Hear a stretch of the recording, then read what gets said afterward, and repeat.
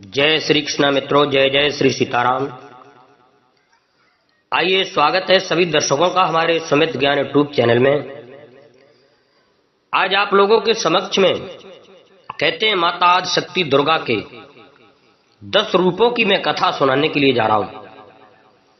इस कथा को जो लोग प्रेम से सुनते हैं उनके जीवन के संपूर्ण पाप नष्ट होते हैं और माता दुर्गा की अपार दया उनके ऊपर बरसती है। माता के 10 रूप कहते हैं माता आदि शक्ति। माता आदि शक्ति से संसार प्रकट हुआ है और माता की शक्ति के बिना संसार में एक पत्ता भी नहीं हिलता है। दोस्तों, सभी दर्शकों से मेरी तरफ से जय श्री कृष्णा, जय जय श्री सीताराम, जय माता दी। कहते हैं 10 महाविद्या, अघोर पंथ, नाथ पंथ, शक्त पंथ और तांत्रिकों के पंथ में माता के 10 रूप प्रचलित हैं। ये लोग माता के निम्न 10 रूपों की ही पूजा और आराधना करते हैं। यह सभी शैव और शक्ति पंथियों की माता है। नंबर 1, काली। 10 महाविद्या में काली प्रथम रूप है। माता का यह रूप साक्षात और जागृत है। काली के रूप में माता का किसी भी प्रकार से अपमान करना अर्थात खुद के जीवन को संकट में डालने के समान है। मित्रों, महादैत्यों मधु और कैटभ का वध करने के लिए माता ने ये रूप धरा था। सिद्धि प्राप्ति करने के लिए माता की वीर भाव में पूजा की जाती है। माता जब जब भक्तों पर संकट आते हैं तो यही माता आदि शक्ति अपने भक्तों की रक्षा के लिए हर रूप धारण कर लेती हैं। भाई सीता बन जाती हैं, भाई दुर्गा बन जाती हैं, भाई काली बन जाती हैं। जिस समय मधु कैटभ ये दैत्य बड़े बलवान थे, देवता लोग इनसे भय खाते थे, ब्रह्मा जी इनसे डर गए थे। तब माता आदि शक्ति का ध्यान किया भगवान ब्रह्मा जी ने। तब माता आदि शक्ति ने काली का रूप धारण किया। कहते हैं काली 10 महाविद्या में काली प्रथम रूप है। माता का यह रूप साक्षात और जागृत है। काली के रूप में माता का किसी भी प्रकार से अपमान करना अर्थात खुद के जीवन को संकट में डालने के समान है। महादैत्यों मधु और कैटभ का वध करने के लिए माता ने रूप धरा था। सिद्धि प्राप्ति करने के लिए माता की वीर भाव में पूजा की जाती है। काली का प्रमुख 3 स्थान है। हमारे भारत में माता काली के प्रमुख 3 स्थान हैं। नंबर 1 कोलकाता में, जो बंगाल में पड़ता है, कोलकाता में। नंबर 2 उज्जैन में और पावागढ़ में। ये माता काली के 3 स्थान हैं। माता कालिका के प्रसिद्ध 3 मंदिर हैं, कोलकाता में, उज्जैन में और पावागढ़ में। वैसे तो माता काली की हर जगह मूर्ति है, पूजा होती है, हर गांव-गांव में मंदिर हैं, लेकिन प्रमुख 3 स्थान हमारे वेदों शास्त्रों में बताए गए हैं, कोलकाता, उज्जैन और पावागढ़ में। नंबर 2 तारा। तांत्रों की प्रमुख देवी तारा। भगवती काली को नील रूपा और तारने वाले करने के कारण तारा भी कहा जाता है। ये एक ही माता के रूप हैं। सबसे पहले महर्षि वशिष्ठ ने तारा की आराधना की थी।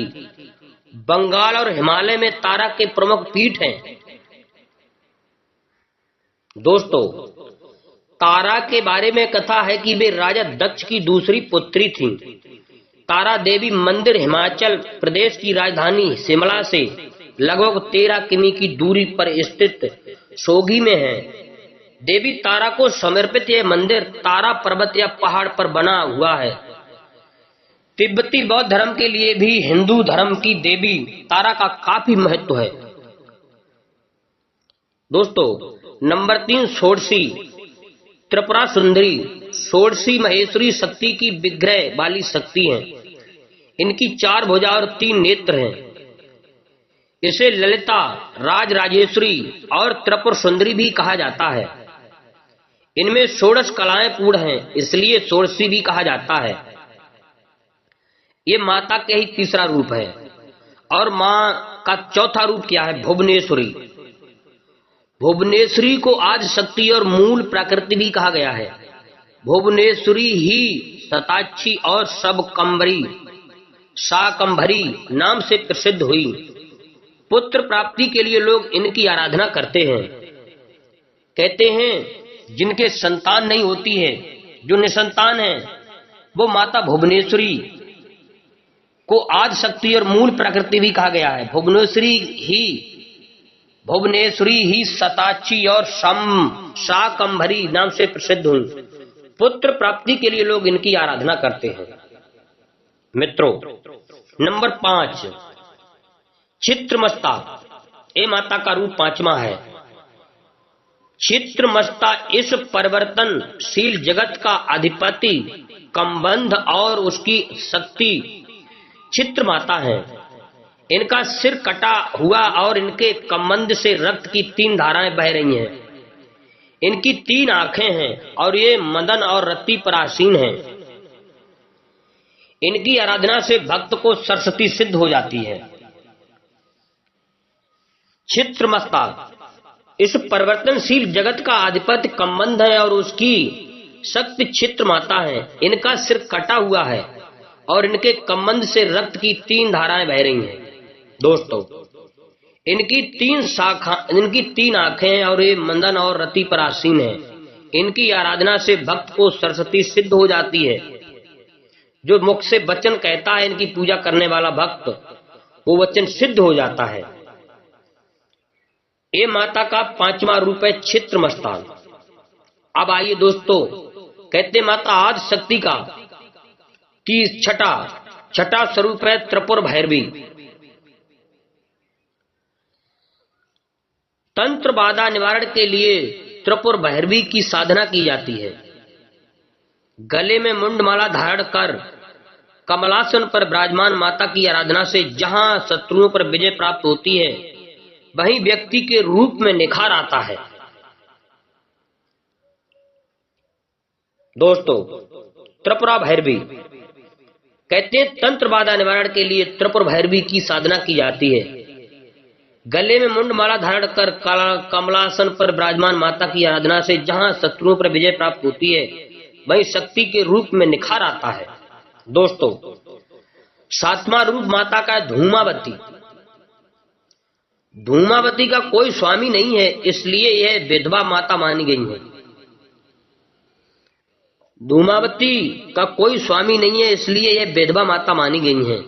इनकी साधना से जीवन में निडरता और निसंतता आती है।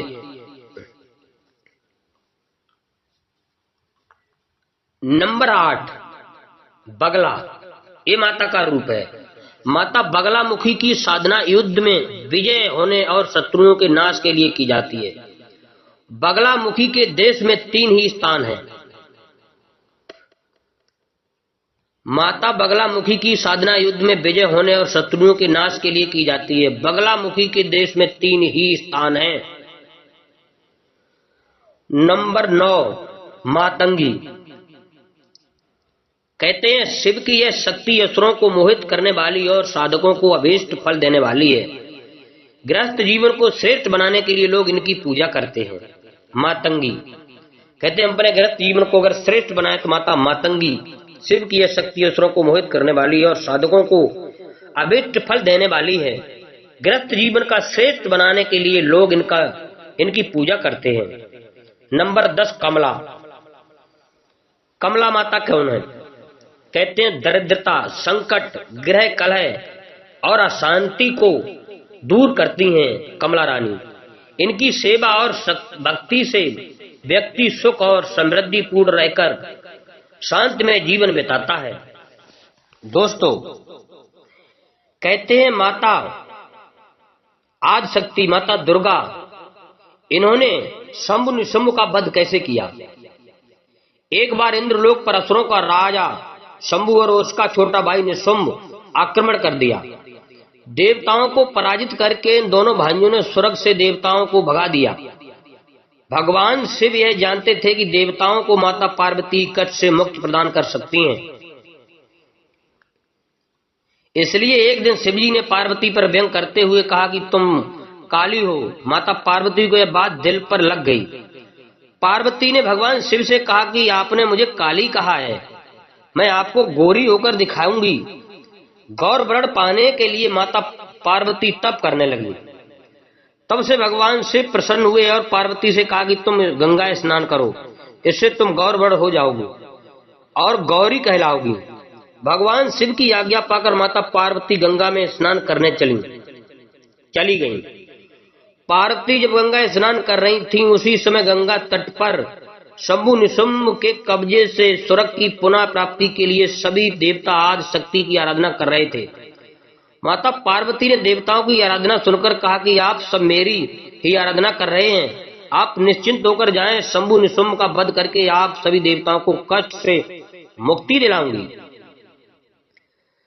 गंगा स्नान के पश्चात माता पार्वती गौर वर्ण की हो गईं और उनके शरीर से श्यामल वर्ण कौशिकी प्रकट हुई। माता पार्वती की आज्ञा से देवी कौशिकी ने शुंभ निशुंभ का वध कर दिया। शुंभ निशुंभ के वध के बाद शिव ने पार्वती को समझाया कि काली कहकर व्यंग करने के पीछे उनका उद्देश्य कौशिकी का जन्म था। इस उद्देश्य के पूरा हुए बिना शंभु निशुंभ का वध संभव नहीं था।